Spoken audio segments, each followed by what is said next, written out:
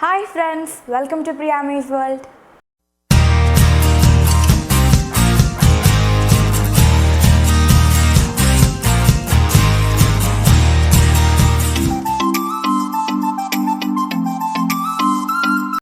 അപ്പോൾ എല്ലാവർക്കും സുഖമല്ലേ? ഇന്ന് സൺഡേ ആണ്. ഇത് ഒട്ടും പ്രീ പ്ലാൻഡ് അല്ലാത്തൊരു വ്ലോഗാണ്.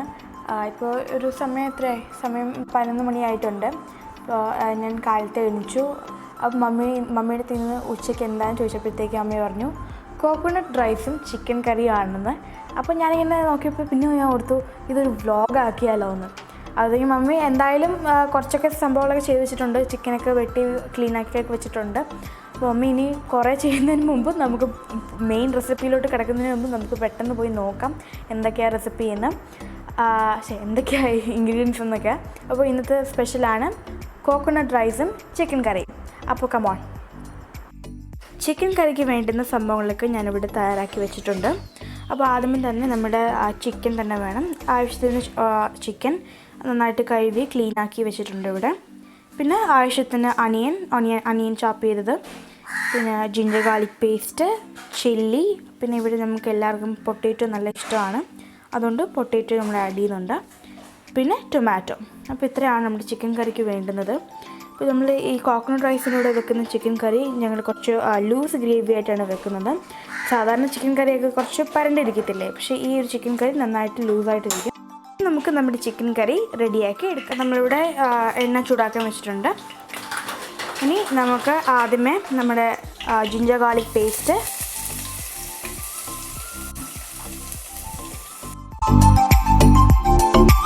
അപ്പോൾ അതൊന്ന് വഴന്ന് വരുമ്പോഴത്തേക്ക് നമുക്ക് നമ്മുടെ അനിയൻ ആഡ് ചെയ്ത് കൊടുക്കണം.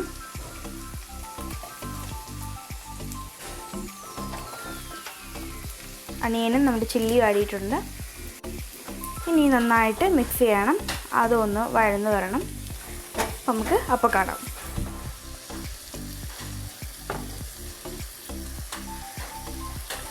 അപ്പോൾ നമ്മുടെ ഉള്ളിയൊക്കെ നന്നായിട്ട് വഴന്ന് വരുന്നുണ്ട്.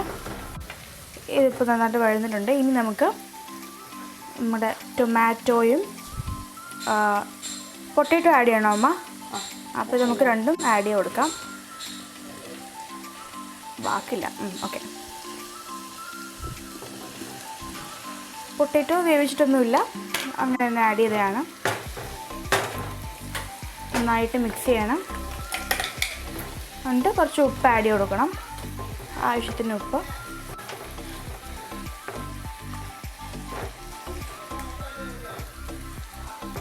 ഞാനത് ഒറ്റയ്ക്കല്ല വെച്ചത് ചെയ്യുന്നത്, എനിക്ക് മമ്മി പറഞ്ഞു തരുന്നതൊക്കെ ഉണ്ട്. ഇതിനെ ഒന്ന് നന്നായിട്ട് വഴട്ടെ അല്ലേ.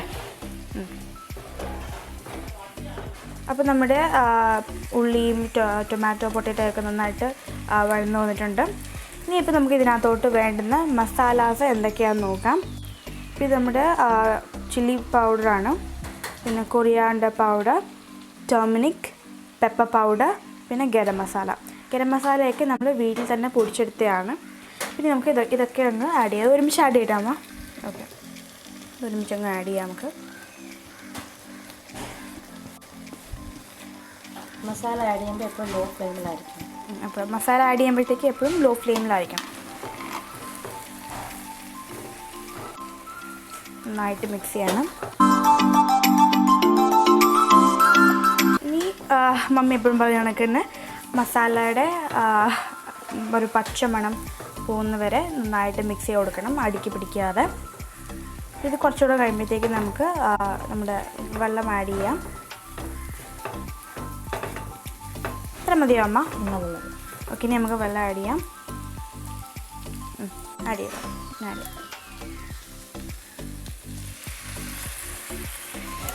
അതൊന്ന് കുറച്ച് ആഡ് ചെയ്തിട്ട് മിക്സ് ചെയ്യണം.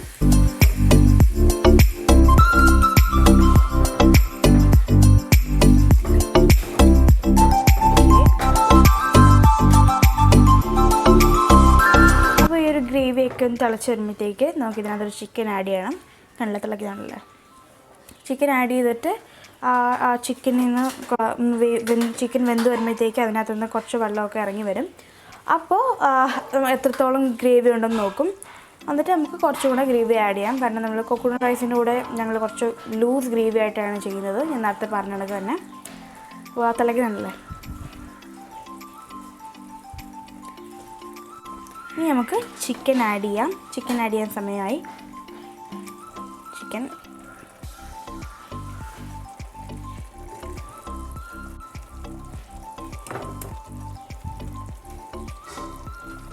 പയ്യാണ് ഇടുന്നത്, അതുകൊണ്ട് എൻ്റെ ദേഹത്തൊന്നും തെറിക്കത്തില്ല. ഇനി മിക്സ് ചെയ്യണം. ഇപ്പോൾ ഇതാ മമ്മി ഇപ്പോൾ ചിക്കനൊക്കെ നന്നായിട്ട് മിക്സ് ചെയ്തിട്ടുണ്ട്. ഇനിയിപ്പോൾ ഇതൊന്ന് ഒരു 5 മിനിറ്റ് അടച്ചു വെക്കണം. എന്നിട്ട് ഇത് കുറച്ച് 5 മിനിറ്റ് കഴിയുമ്പോഴത്തേക്ക് ഇതിനകത്തുനിന്ന് ചിക്കൻ്റെ വെള്ളമൊക്കെ ഇറങ്ങും. അപ്പോൾ നമുക്ക് നോക്കാം. എന്നിട്ട് വീണ്ടും കുറച്ചും കൂടെ വെള്ളം ആഡ് ചെയ്യാം, കാരണം ലൂസ് ഗ്രേവി അല്ലേ. അപ്പോൾ നമുക്ക് അപ്പോൾ കാണാം. ചിക്കൻ കറി നന്നായിട്ട് ഇവിടെ തിളച്ച് വന്നിട്ടുണ്ട്. കണ്ടില്ലേ, ചിക്കനകത്തുനിന്ന് ആ ഒരു വെള്ളമൊക്കെ ഇറങ്ങി നന്നായിട്ട് ഇപ്പോൾ കുറച്ചുകൂടെ ഗ്രേവി വന്നില്ല. നമ്മൾ ഇത്രയും വെള്ളം ഒഴിച്ചിട്ടില്ലായിരുന്നു. പിന്നെ നിങ്ങൾക്ക് ഈ ഒരു പരുവത്തിൽ മതിയെങ്കിൽ കുറച്ച് ലോ ഫ്ലെയിമിലിട്ട് കുറച്ചും കൂടെ വേവിച്ചെടുത്താൽ മതി. അപ്പോൾ നമ്മളിനി കുറച്ച് വെള്ളം കൂടെ ആഡ് ചെയ്യാൻ പോകണം. നമുക്കിതിരി ലൂസായിട്ടിരിക്കുന്നതാണ് ഇഷ്ടം. അപ്പോൾ ഇനിയിപ്പോൾ നമ്മൾ വെള്ളം ആഡ് ചെയ്യുമ്പോഴത്തേക്ക് ഈ ഉപ്പിൻ്റെയൊക്കെ ടേസ്റ്റൊക്കെ അങ്ങോട്ടും ഇങ്ങോട്ട് മാറിപ്പോവും. അപ്പോൾ ആവശ്യത്തിന് ഒന്ന് ടേസ്റ്റ് ചെയ്ത് നോക്കിയിട്ട് ആവശ്യത്തിന് വേണ്ടുന്ന ഉപ്പ് കുറച്ചും കൂടെ ആഡ് ചെയ്ത് കൊടുക്കണം. ഇവിടെ ഇപ്പോൾ ആവശ്യത്തിന് ഉപ്പുണ്ട്. ഇനിയിപ്പോൾ ഇതൊന്ന് ലോ ഫ്ലെയിമിലിട്ടൊന്ന് വേവിച്ചെടുക്കാം.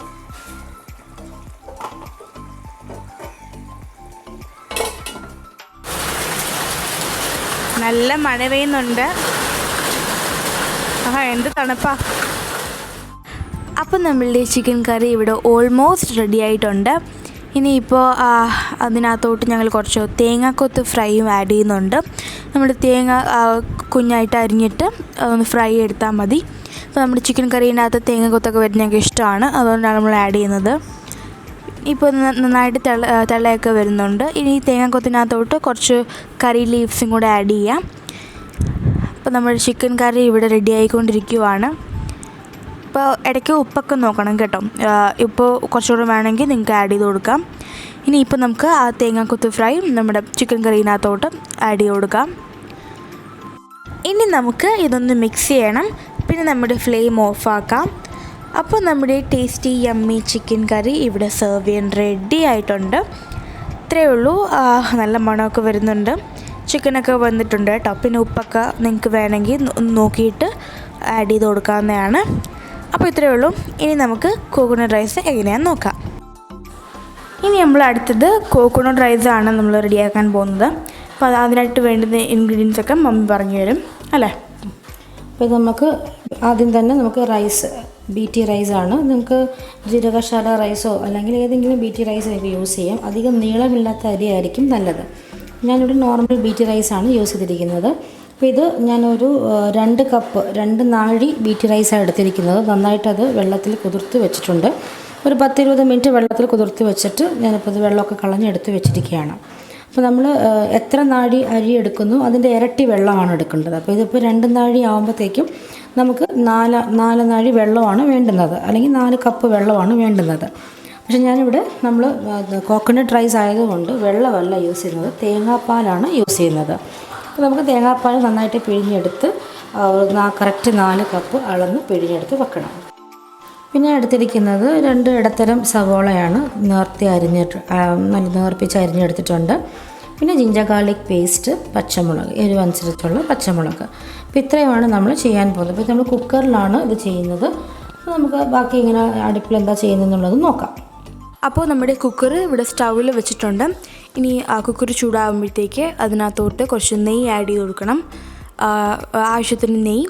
പിന്നെ ആ നെയ്യ് ഒന്ന് ചൂടായി വരുമ്പോഴത്തേക്ക് നമ്മുടെ സ്പൈസസൊക്കെ ഒന്ന് ആഡ് ചെയ്ത് കൊടുക്കണം. എന്നിട്ട് ഒന്ന് മിക്സ് ചെയ്യണം.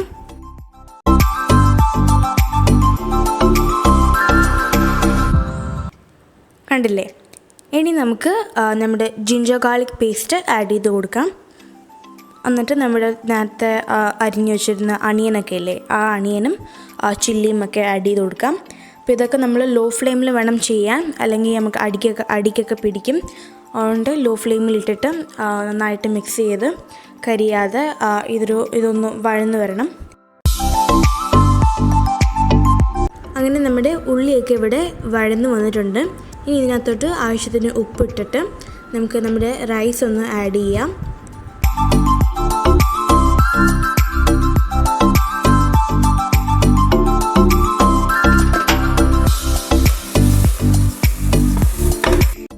അപ്പോൾ മമ്മി അരിയൊക്കെ നന്നായിട്ട് വഴന്നില്ലേ നീല് കിടന്നിട്ട്?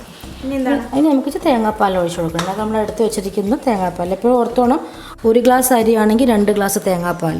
ഇതിപ്പോൾ നമ്മൾ 2 ഗ്ലാസ് അരിയാണ് എടുത്തേക്കുന്നത്. അപ്പോൾ 4 ഗ്ലാസ് തേങ്ങാപ്പാൽ. ഇരട്ടി നോർത്താൽ മതി. ഇനിയിപ്പോൾ നമുക്ക് തേങ്ങാപ്പാൽ ആഡ് ചെയ്ത് കൊടുക്കാം.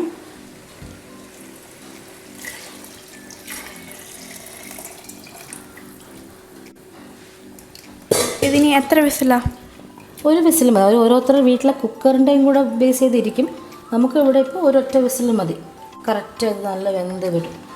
1 അല്ലെങ്കിൽ 2 വിസിൽ മാക്സിമം. ഒത്തിരി കുഴഞ്ഞു പോവാതിരിക്കും. ചിലർക്ക് വെച്ച് കുഴഞ്ഞ് ഇരിക്കുന്നതായിരിക്കും ഇഷ്ടം. നമ്മൾ കഴിഞ്ഞ പ്രാവശ്യം ഉണ്ടാക്കിയപ്പോൾ കറക്റ്റ് അളവായിരുന്നു. അപ്പോൾ 1 വിസിലാണ് നമ്മൾ ചെയ്തിട്ടുള്ളത്. ഇനി നമ്മളിതൊന്ന് എല്ലാം മിക്സ് ചെയ്തിട്ട് ഉപ്പൊക്കെ ഒന്ന് നോക്കാം. ഉപ്പ് ആവശ്യത്തിനുണ്ടോ എന്ന് നോക്കാം. നമ്മൾ ആവശ്യത്തിന് ഉപ്പൊക്കെ ആഡ് ചെയ്ത് കൊടുത്തിട്ടുണ്ട്. ഇനി ഇതെന്താ? നമ്മൾ അടച്ചു വെച്ച് 1 വിസിലാവുന്നതിനൊന്ന് വേവിക്കണം. ഓക്കെ, നമുക്ക് ചോറ് റെഡി ആയിട്ട് കാണാം.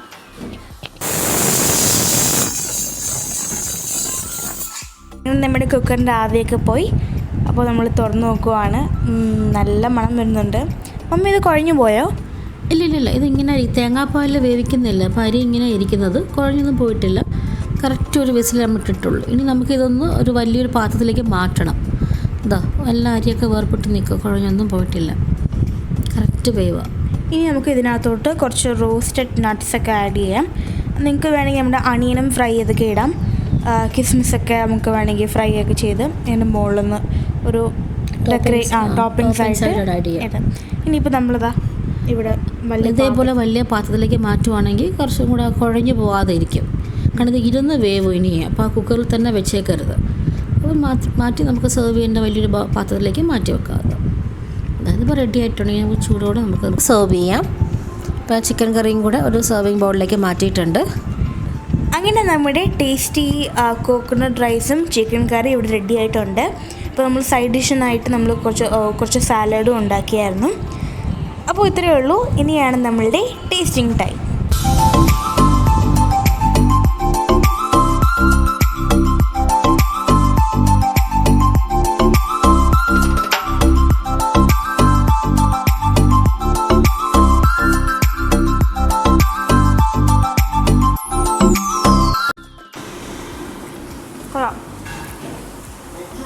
അടിപൊളിയായിട്ടുണ്ട് കേട്ടോ. ചിക്കനൊക്കെ നല്ല സോഫ്റ്റ് ആയിട്ടുണ്ട്. നമ്മൾ ലോ ഫ്ലെയിമിലിട്ട് കുറേ സമയം വേവിച്ചെടുത്തത് നല്ല സോഫ്റ്റ് ആയിട്ടുള്ള ചിക്കനാണ്. കോക്കനട്ട് റൈസ് നന്നായിട്ട് വന്നിട്ടുണ്ട്, നല്ല പെർഫെക്റ്റ് ആയിട്ട് വന്നിട്ടുണ്ട്, നല്ല ടേസ്റ്റ് ഉണ്ട്. ആക്ച്വലി ഈ ഒരു റെസിപ്പി കിട്ടിയത് മമ്മി സ്ഥിരം കാണുന്നൊരു വ്ളോഗിൽ നിന്നാണ്. സിന്ധു കൃഷ്ണ എന്ന് പറഞ്ഞൊരു യൂട്യൂബ് ചാനലുണ്ട്. അതിനകത്ത് ഈ ആൻറ്റി ഒരു ദിവസം ആൻറ്റിയുടെ ഒരു വ്ളോഗ് ഇതായിരുന്നു. അപ്പോൾ ഞങ്ങൾ അവിടെ നിന്നാണ് ഈ റെസിപ്പി അഡോപ്റ്റ് ചെയ്തത്. ഞങ്ങൾ 2-3 പ്രാവശ്യം ട്രൈ ചെയ്ത് നോക്കിയിട്ടുണ്ട്. നല്ല ടേസ്റ്റായിരുന്നു, നല്ല സക്സസ് ആയിട്ട് വന്നിട്ടുണ്ടായിരുന്നു. അപ്പോൾ ഇടയ്ക്കൊക്കെ ചേഞ്ചിന് വേണ്ടി നിങ്ങൾക്കും ഇത് ട്രൈ ചെയ്യാം. അപ്പോൾ ഈ ഒരു വ്ളോഗ് നിങ്ങൾക്ക് എല്ലാവർക്കും ഇഷ്ടപ്പെട്ടെന്ന് വിചാരിക്കുന്നു. If you like this vlog ഒരു ലൈക്ക് കൊടുക്കണം. പിന്നെ നിങ്ങളുടെ ഫ്രണ്ട്സിനെല്ലാം നിങ്ങൾ ഷെയർ ചെയ്യണം മാക്സിമം. പിന്നെ ഈ ചാനൽ ഇതൊരു സബ്സ്ക്രൈബ് ചെയ്തിട്ടില്ലെങ്കിൽ പ്ലീസ് സബ്സ്ക്രൈബ് റൈറ്റ് നൗ. അതിനടുത്തൊരു ചെറിയ ബെല്ലൈക്കൺ കാണും, ജസ്റ്റ് പ്രസ് ദാറ്റ്. അപ്പോൾ നിങ്ങൾ ഞങ്ങളുടെ പുതിയ വീഡിയോസ് വരുമ്പോഴത്തേക്ക് നിങ്ങളത് നോട്ടിഫൈഡ് ആയിരിക്കും. അത്രയേ ഉള്ളൂ. അപ്പോൾ stay tuned. See you next vlog. പ്രിയ മീസ് ബൈ.